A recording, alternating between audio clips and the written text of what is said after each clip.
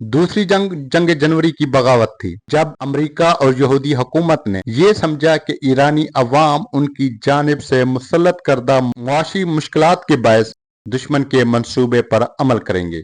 चुनाचे उन्होंने अपने कारिंदों के जरिए बेशुमार तबाहियां फैलाई और पिछली जंग के मुकाबले में हमारे अजीज हम वतनों को शहीद किया और बड़े पैमाने पर नुकसान पहुंचाया।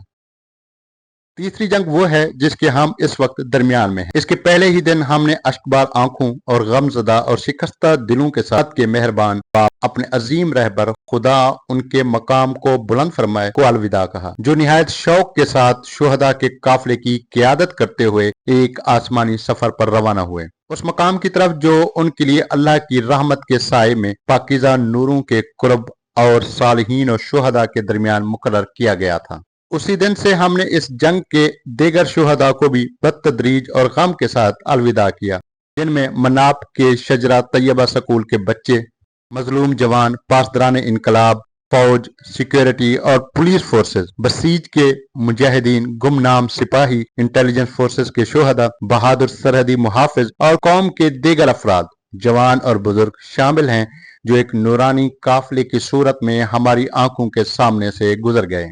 मैं हूं आपका होस्ट अली जॉन। इस वीडियो के बाकी हिस्से आयतुल्लाह सैयद मुज्तबा खामनेई के पैगामात और ईरान जंग पर हक़ाइक़ पर मबनी हमारे तज्ज़िये को सुनने के लिए डिस्क्रिप्शन जरूर देखें। सबसे अहम बात, हमारे चैनल को सब्सक्राइब और शेयर जरूर करें। शुक्रिया।